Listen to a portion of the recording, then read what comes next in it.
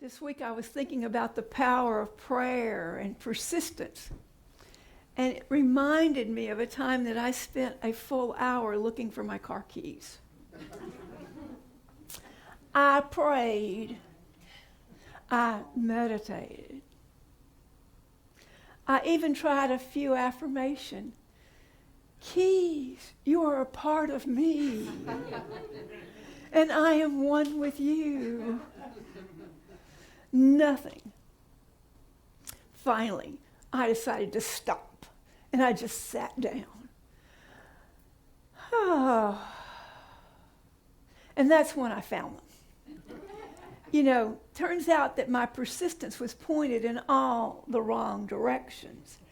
All I really needed was a moment of stillness and a good reminder about what I was doing. I was putting my groceries away. That little adventure with the keys gets to the heart of what I want to share with you this morning. We often think about persistence as a forceful, constant effort, knocking louder and louder until somebody answers. But what if it's not always about more effort, but more about alignment? My search for the keys was a lot like that. I was trying so hard. I was using all of my energy. I looked in my purse. I went back and looked in the car. I looked in my pockets. I looked under the mail. I was persistent. My focus was scattered. I was looking out there for those keys, when all I needed to do was really get still and remember what I was doing.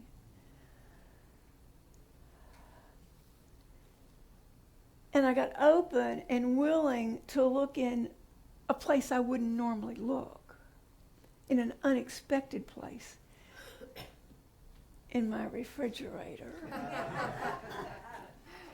In the same way, we approach prayer with persistence. It's not about begging or forcing the universe to give us something.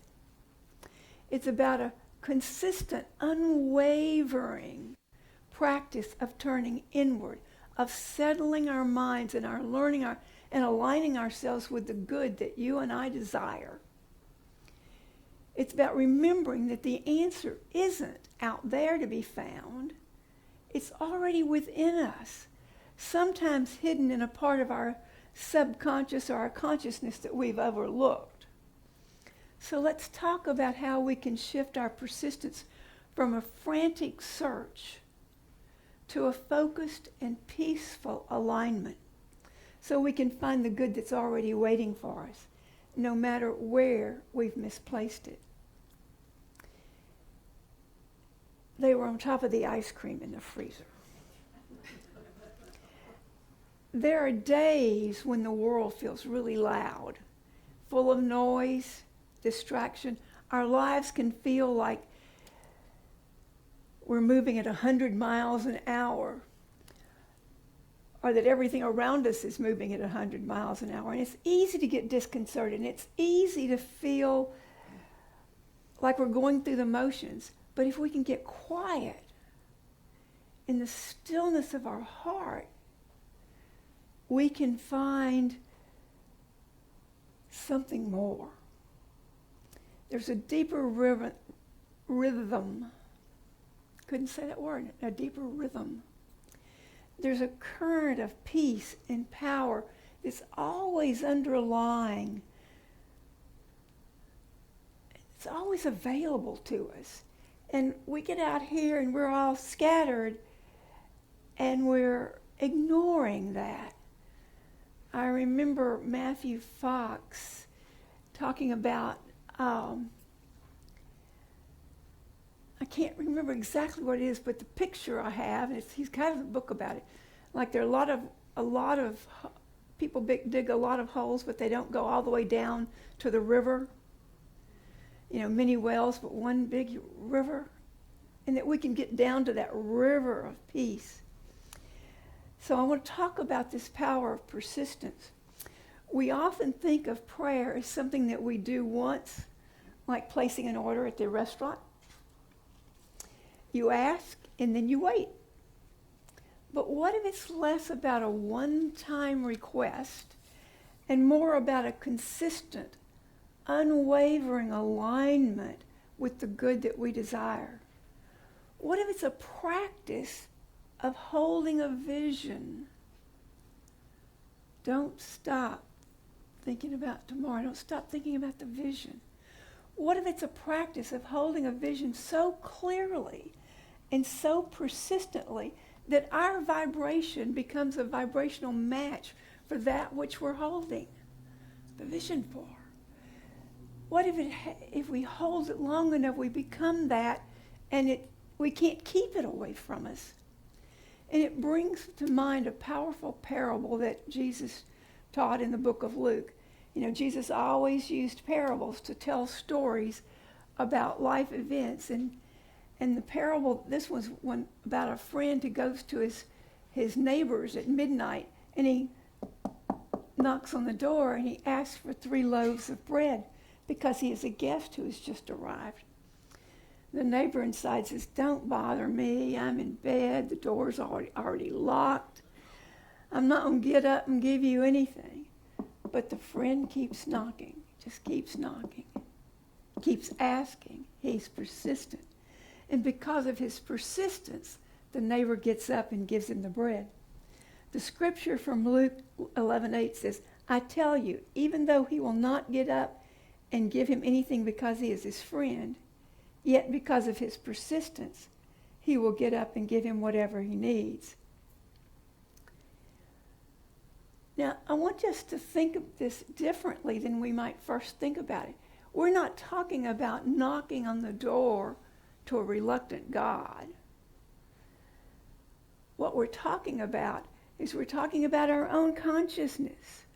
What if we have to have unwavering faith and persistent focus to move things in our own consciousness, to get rid of limiting beliefs, to get rid of old habits, to get rid of the parts of our minds that feel locked down and unwilling to change? But when we persist in our spiritual practice, and that's what we come here every Sunday, we hear about spiritual practice. When we keep knocking on the door of our inner wisdom, we eventually break those barriers down. Our persistence doesn't change the universal presence. Our persistence changes us. It aligns us with the good that's waiting for us.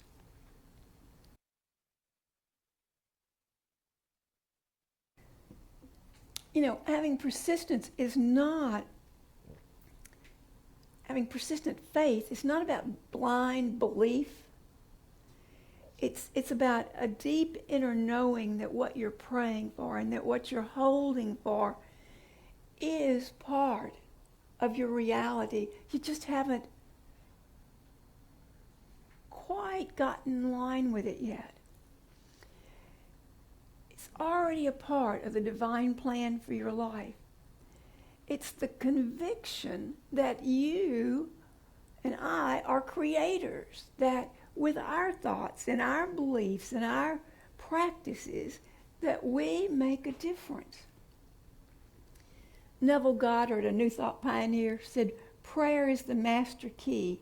It's the key to all knowledge, to all power, and to all good." He's not talking about a quick request. He's speaking about an attitude of prayer and faith. He's talking about us living from that place where we're consistently impressing our subconscious mind with what we really desire.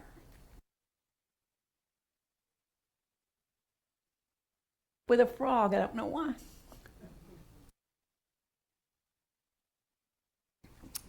Frogs are going around. But I'm going to affirm that my frog's leaving.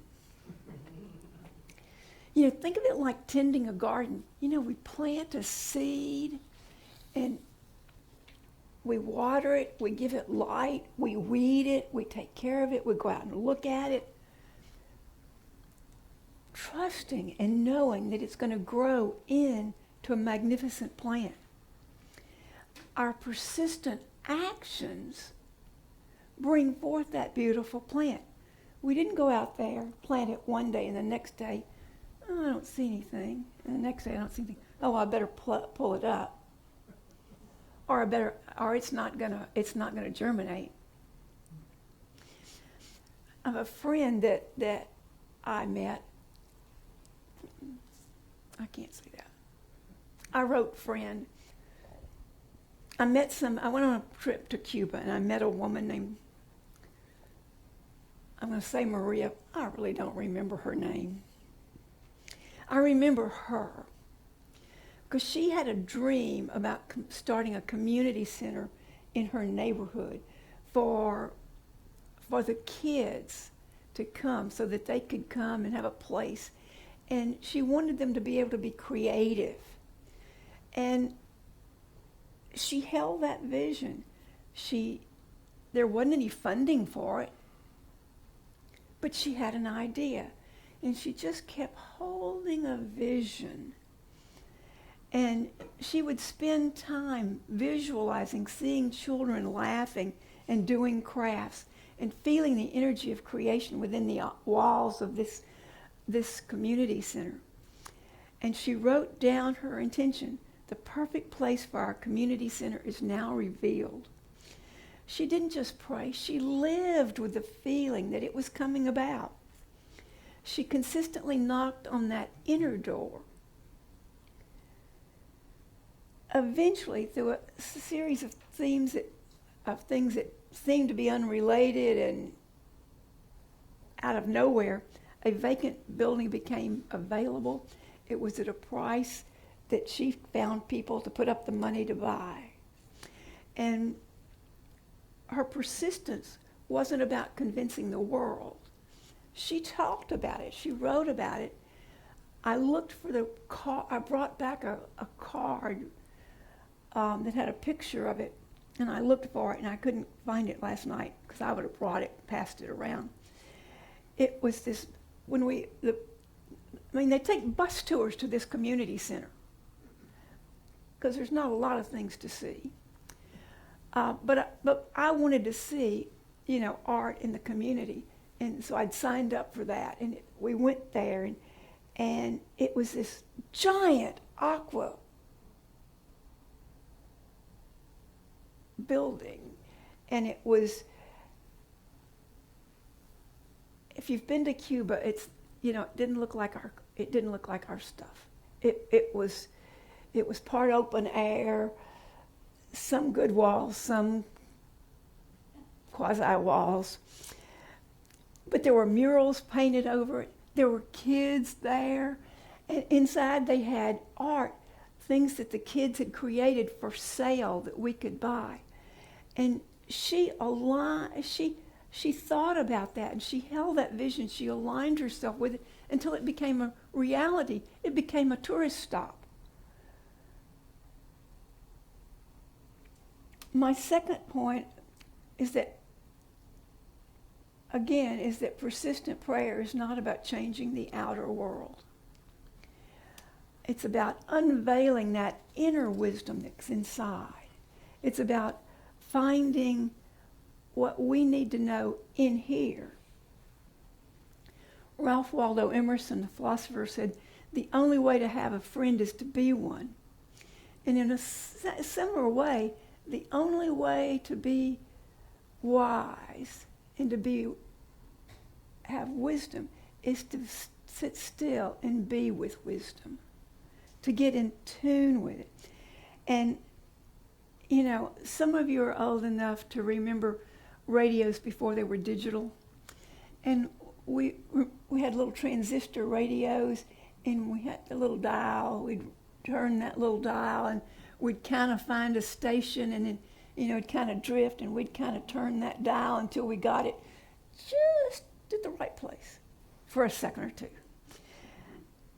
That's what happens when you and I tune into our inner wisdom. We align with that, we attune to it, and then it's always available. But we have to do that work to getting attuned to it.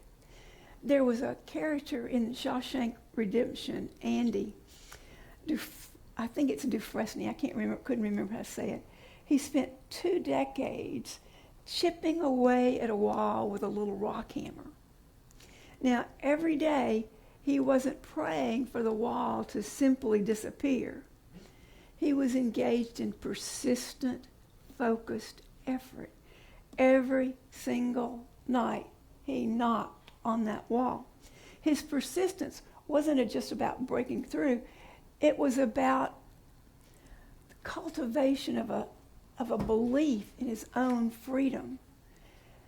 That persistent action. I mean, he could have, think about how many times he could have just given up. But continual chip away. His his relentless, focused effort gave him freedom. Revealed an escape plan that was already possible. It just needed his persistent attention to be revealed. The other thing about persistence in prayer is that we have to get the feeling of the answer before it will appear. We have to feel. It's part of that alignment, feeling. We don't just ask for a thing, we feel what it's like to have that thing. We don't just pray for abundance, we practice. What does it feel like to feel abundant? What does it feel like to be alive, alert, awake, enthusiastic, and to feel good? Charles Fillmore said, the mind of man is the connecting link between the formless and the form, between the invisible and the visible. Our persistent feelings and thoughts are what help us get into that alignment and bring things about.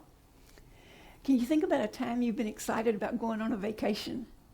You know, before you go on a vacation, you start to feel the joy, the relaxation, the anticipation. You're already on vacation in your mind. You're living in the feeling of it. The feeling is a form of persistent energy that attracts the experience itself. And it makes the journey joyful. I mean, I think some of the best part of the vacation is the time leading up to it. That sometimes lasts longer than the vacation does. That's what you and I are called to do with our prayers. Instead of just saying, I want more peace, we can say, I am a peaceful being, and I rest in the flow of divine peace. I am a peaceful being. I rest in the flow of divine peace. We can hold that in our thoughts as we sit in the silence. And then we can let that idea inform our actions. When somebody does something that would ruffle our feathers, we have a choice. And I know this choice so well. There's that choice I have where something in my righteous indignation comes up, and I want to be in control, and I want to tell people what to do, and then there's that time when, you know, I take a deep breath and I remember to speak with a calm voice and to breathe, and I just beam energy. I go into my heart space and I send love and I breathe. And you know, that works so much better. Just so much better. It's not a fleeting thing. It's a consistent embodiment. And I think that's what our world needs, is that consistent embodiment of peace. That you and I can focus on peace. When I think about going to all that you did at the Pride Festival, that was a consistent effort of giving love and acceptance to a community, saying, we are here, we are open, we are receptive. We love you. We see you as a child of God, just like we are a child of God. And that's what you and I are called to do. When we want more peace, when you see the television, you're called to be more peaceful. I woke up at 2 o'clock this morning, and I turned the television on because I was wide awake. And I record some cooking shows, and I can go to sleep to some cooking shows. You know, I'm thinking about what they're cooking, I forget about what was bothering me, and I go back to sleep. But the news was on, and they were showing hurricanes. Now, I hadn't looked at my news, any news, in a week, and there are 2 hurricanes.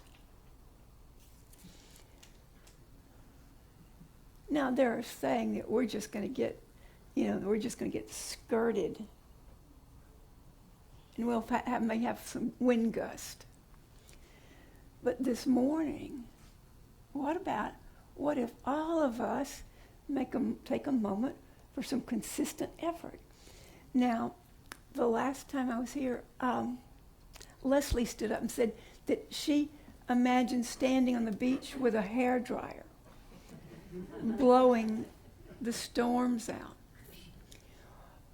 What they're saying is that the bigger storm's going to pull the smaller storm. But what I don't want to see is them becoming a great, even bigger storm. What I want to see is both storms being moved further out to sea. So I want us, with faith and persistence right now, to just close your eyes. And when I do it, I go, and I blow it away.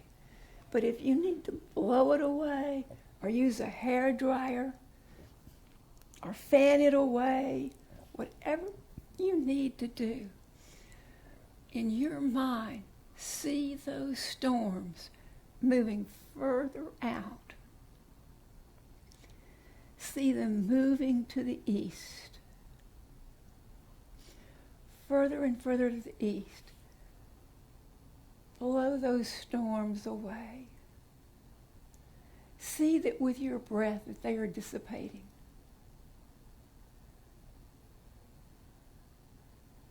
Imagine that you have that power to just send the energy that dissipates those storms.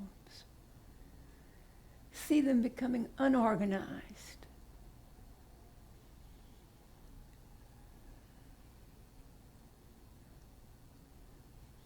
You hear the air conditioners. Just imagine all the air conditioners here in Florida blowing those storms out to sea.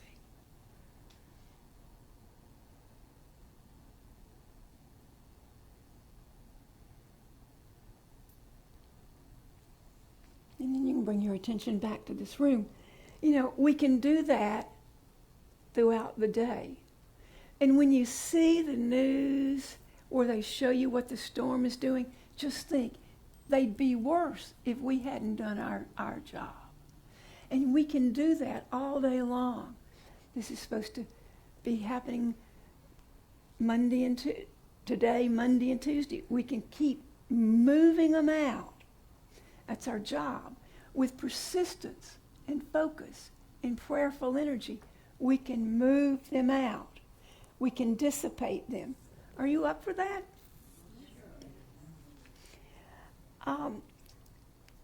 Persistence is a path of unfolding. It's really not a fight against resistance. You know, the friend in the parable was not fighting with his neighbor. He was simply being himself, saying, please, please, please, please, I need bread.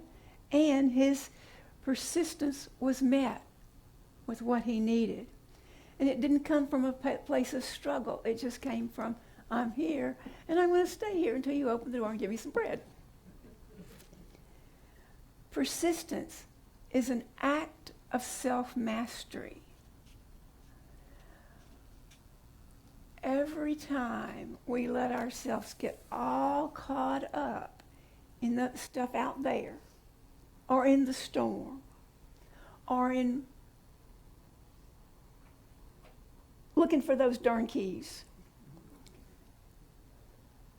we are not being masters of ourselves.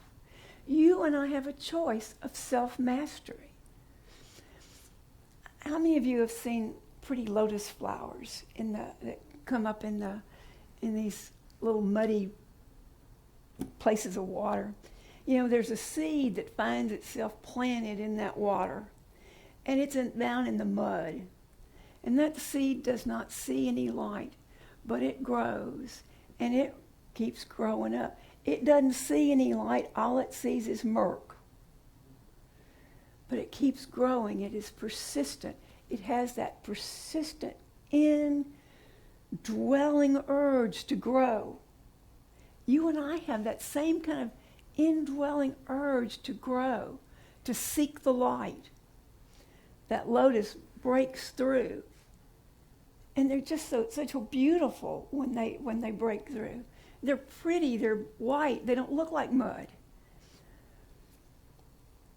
If you and I can be have persistent focus on the light, on what is good, if we can align ourselves with all that we want, we will succeed.